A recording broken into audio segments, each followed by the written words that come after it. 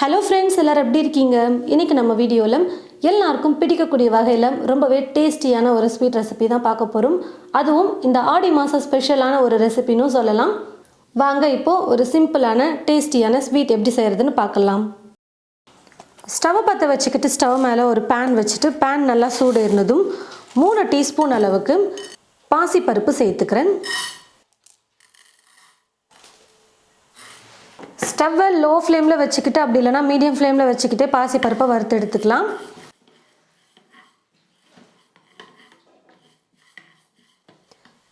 ஸ்டவ்வை லோ ஃப்ளேமில் வச்சுக்கிட்டு பாசிப்பருப்பை நல்லா இந்த மாதிரி கொஞ்சம் கலர் மாறி வரணும், அதாவது கொஞ்சம் லைட்டாக இந்த மாதிரி பொன்னிறமாக வர வரைக்கும் வறுத்ததுக்கப்புறமா ஸ்டவ் ஆஃப் பண்ணிவிட்டு இந்த பருப்பை தனியாக ஒரு பிளேட்டில் கொட்டி வச்சிடுறேன். வறுத்த பருப்பு நல்லா சூடாறினதும் ஒரு மிக்ஸி ஜாரில் சேர்த்துக்கிறேன். நல்லா நைஸாக பவுடராக வெறும் பாசிப்பருப்பை மட்டும் அரைச்சி எடுத்துக்கலாம். நல்லா நைஸாக பவுடராக பாசிப்பருப்பை அரைச்சி எடுத்துக்கிட்டேன். இப்போ இது ஒரு கப்பில் மாற்றி வச்சுக்கலாம். இப்போ இதே மிக்ஸி ஜாரில் தேங்காவை சேர்த்துட்டு தேங்காய் பால் ரெடி பண்ணிக்க போகிறேன். ஒரு தேங்காய் பார்த்திங்கன்னா நான் எடுத்து வச்சுருக்கேன். கொஞ்சம் நல்ல பெரிய தேங்காவே ஒரு தேங்காய் எடுத்து இந்த மாதிரி கட் பண்ணி எடுத்து வச்சுருக்கேன். குறைஞ்சது தேங்காய் பாலை பார்த்திங்கன்னா ஒரு 2-3 முறை நம்ம எடுக்கணும். முதல்ல திக்கான பால் எடுப்போம், அதுக்கப்புறம் தண்ணி சேர்த்து 2வது பால் 3வது பால்னு சொல்லிவிட்டு 2-3 முறை நம்ம பால் இப்போ எடுக்க போகிறோம். தண்ணி சேர்த்துட்டு இப்போது நல்லா நைஸாக மிக்சியில் அரைச்சி முதல் பால் ரெடி பண்ணிக்கலாம். நல்லா திக்கான தேங்காய் பால் எடுக்க போகிறேன். இப்போது நல்லா நைஸாக தேங்காவை அரைச்சி எடுத்துக்கிட்டேன். இப்போது ஒரு காட்டன் துணி அப்படி இல்லைனா ஒரு வடிகரண்டி யூஸ் பண்ணி வடிகட்டி எடுத்துக்கலாம். நல்லா திக்காக பாலை பார்த்திங்கன்னா இப்போ நான் எடுத்து வச்சுக்கிட்டேன். முதல் தேங்காய் பால் ரெடி ஆகிடுச்சு. இப்போது 2வது 3வது பால் எடுத்துக்க போகிறேன். தண்ணியை கொஞ்சமாக சேர்த்து நல்லா நைஸாக அரைச்சி இந்த 2வது 3வது தேங்காய் பாலையும் நான் எடுத்து வடிகட்டி வச்சுக்க போகிறேன்.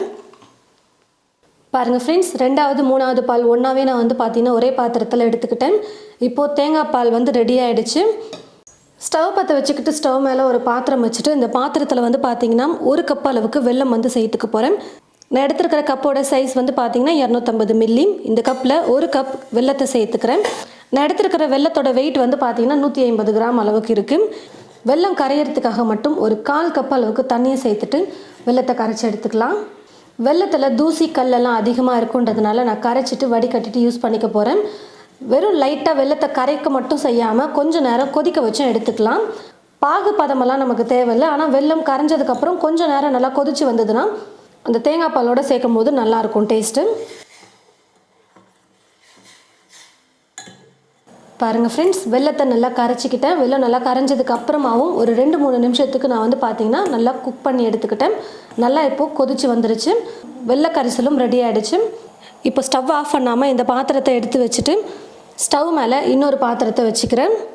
2வது 3வது முறை நம்ம தேங்காய் பால் எடுத்தோம் பார்த்திங்களா, அந்த தேங்காய் பாலில் கொஞ்சமாக பார்த்திங்கன்னா இந்த பாசிப்பருப்பில் சேர்த்துட்டு நல்லா உருண்டை கட்டாமல் கலந்துக்க போகிறேன். மொத்தமாக பாலில் பார்த்திங்கன்னா இந்த அரைச்சி வச்சுருக்கிற பாசிப்பருப்பு பொடியை சேர்க்கும் போது நல்லா உருண்டை கட்டிக்கும். உருண்டை கட்டாமல் இருக்கிறதுக்காக கொஞ்சமாக தேங்காய் பால் சேர்த்துட்டு கரைச்சிட்டு அதுக்கப்புறமா சேர்க்கலாம். இப்போ 2ஆம் 3ஆம் தேங்காய் பால் பார்த்திங்கன்னா சேர்த்துக்கிறேன். கூடவே கரைச்சி வச்சுருக்கிற இந்த பாசிப்பருப்பையும் சேர்த்துடுறேன். 2வது டைம் 3வது டைம் எடுக்கிற தேங்காய் பால் பார்த்திங்கன்னா நம்ம எவ்வளோ நேரம் கொதிக்க வச்சாலும் திரிஞ்சு போகாது. முதல்ல 2வது 3வது முறை எடுக்கிற தேங்காய் பாலை சேர்த்துட்டு அந்த பாசிப்பருப்பு அரைச்சி வச்சுருந்தோம் பார்த்திங்களா, அந்த பொடியும் சேர்த்துட்டு ஒரு 2-3 நிமிஷத்துக்கு குக் பண்ணிக்கலாம். பாசிப்பருப்பு நல்லா குக் ஆகணும். குறைச்சி பாருங்கள் ஃப்ரெண்ட்ஸ், எல்லாத்தையும் சேர்த்துட்டு நல்லா குக் பண்ணி எடுத்துக்கிட்டேன். பாசிப்பருப்பை கொஞ்சம் வேக வச்சுட்டதுக்கப்புறமா மற்ற பொருளெலாம் சேர்த்து நம்ம குக் பண்ணோம்னா கரெக்டாக இருக்கும். இல்லைன்னா நரன்னு இருக்க மாதிரி இருக்கும். நல்லா இப்போ சேர்த்துருந்த பாசிப்பருப்பு பவுடர் வெந்து வந்துருச்சு. அதே மாதிரி நான் சொன்ன மாதிரி இந்த 2வது 3வது பால் சேர்க்கும்போது திரிஞ்சு போகாமல் நல்லா குக் ஆகிட்டு வந்திருக்கு பாருங்கள். இல்லைனா தேங்காய் பால் திரிஞ்சிடும். இப்போது இந்த சமயத்தில் பார்த்திங்கன்னா ஃபஸ்ட்டு நம்ம முதல்ல எடுத்த தேங்காய் பால் இருக்குது பார்த்திங்களா, அந்த திக்கான தேங்காய் பாலை சேர்த்துக்கிறேன். இதுக்கப்புறம் ஸ்டவ்வை லோ ஃப்ளேமில் வச்சுட்டு குக் பண்ணிக்கலாம். நம்ம நல்லா திக்கான தேங்காய் பால் சேர்க்கும்போது சீக்கிரமாக திரிஞ்சிடும். அப்புறம் பாயசம் டேஸ்ட்டே பார்த்திங்கன்னா நல்லா இருக்காது. ஸ்டவ்வை குறைச்சி வச்சுட்டு குக் பண்ணிக்கலாம். அதே மாதிரி கரைச்சி எடுத்து வச்சுருக்கிற இந்த வெள்ளை கரைசலையும் பார்த்திங்கன்னா சேர்த்துடுறேன். நல்லா திக்கான தேங்காய் பால் சேர்த்ததுக்கப்புறம் ரொம்ப நேரம் குக் பண்ணக்கூடாது, அதாவது கொதிக்க விடக்கூடாது. தீயை குறைச்சி வச்சுட்டே குக் பண்ணிக்கலாம். லைட்டாக ஸ்டார்டிங் ஒரு 2 கொதி வரும் பார்த்திங்களா, அது வரைக்கும் நம்ம குக் பண்ணால் போதும். ஸ்டவ்வை லோ ஃப்ளேமில் வச்சுட்டே குக் பண்ணிக்கிறேன். ஒரு பக்கம் கேஸ் ஸ்டவ்வில் தேங்காய் பால் வந்து குக் ஆகட்டும், இன்னொரு பக்கம் நம்ம முந்திரி திராட்சையெல்லாம் நெய்யில் வறுத்து எடுத்துக்கலாம். ஸ்டவ்வை பற்ற வச்சுக்கிட்டு ஸ்டவ் மேலே ஒரு தாளிப்பு கரண்டி வச்சுட்டு இந்த தாளிப்பு கரண்டியில் நெய் வந்து சேர்த்துக்கிறேன். நல்லா உருக்காத நெய்யை 1 டீஸ்பூன் அளவுக்கு எடுத்துருக்கேன். உங்களுக்கு எவ்வளோ முந்திரி வேணுமோ அதுக்கேற்றது போல் முந்திரியை வந்து சேர்த்துக்கோங்க. ஓரளவுக்கு முந்திரி வறுபட ஆரம்பித்ததும் உலர் திராட்சை கொஞ்சமாக சேர்த்துக்கிறேன். திராட்சை நல்லா பொரிஞ்சதுக்கப்புறம் ஸ்டவ் ஆஃப் பண்ணிவிட்டு இது கூட தேங்காய் துருவலை கொஞ்சமாக சேர்த்துட்டு அப்படியே இந்த தாளிப்பு கரண்டியை எடுத்து ஒரு பக்கமாக வச்சுக்கலாம்.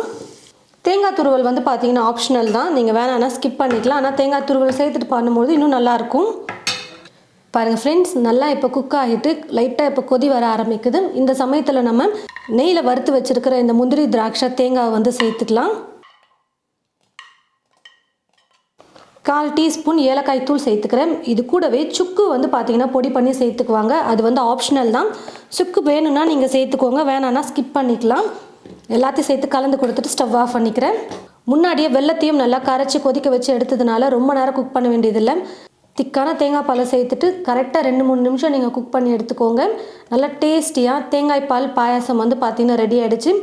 பொதுவாக தேங்காய் பால் வந்து பார்த்திங்கன்னா அரிசி கூட சேர்ப்பாங்க. நான் வந்து பார்த்திங்கன்னா இன்றைக்கி அரிசிக்கு பதிலாக பாசி பருப்பு சேர்த்து செஞ்சுருக்கேன். இது வந்து பார்த்திங்கன்னா ரொம்ப சூப்பராக இருக்கும்.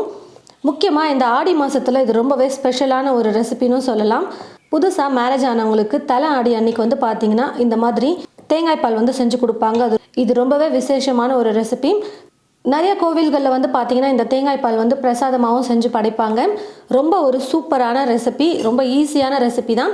பாசிப்பருப்பை வறுத்து பொடி பண்ணி வச்சுக்கோங்க. தேங்காவை அரைச்சி பால் எடுத்து வச்சுக்கிட்டு வெல்லத்தை கரைச்சதுக்கப்புறமா எல்லாத்தையும் சேர்த்து குக் பண்ணி எடுக்க போகிறோம். அவ்வளோதான். பார்க்க ரொம்ப நிறைய வேலை இருக்கிற மாதிரி இருக்கும், ஆனால் நீங்கள் செய்ய ஸ்டார்ட் பண்ணும்போது ரொம்ப ஈஸியாக இருக்கும் செய்யறதுக்கு. ரொம்ப டேஸ்டியாக நல்ல ஹெல்த்தியான ஒரு ரெசிபி இது. கண்டிப்பாக நீங்கள் உங்களுடைய வீட்டில் இது போல் ட்ரை பண்ணி பார்த்துட்டு எப்படி இருக்குன்னு சொல்லிட்டு மறக்காமல் கமெண்ட் பாக்ஸில் வந்து கமெண்ட் பண்ணுங்கள். இந்த வீடியோவை மற்றவங்களுக்கும் ஷேர் பண்ணுங்கள். இது போல் நிறைய ரெசிபிஸ் பார்க்க தமிழ் ஃபுட் மசாலா சேனலை மறக்காமல் சப்ஸ்கிரைப் பண்ணிக்கோங்க. கூடவே பக்கத்தில் இருக்கிற பெல் ஐக்கானை கிளிக் பண்ண மறந்துடாதீங்க. தேங்க்யூ.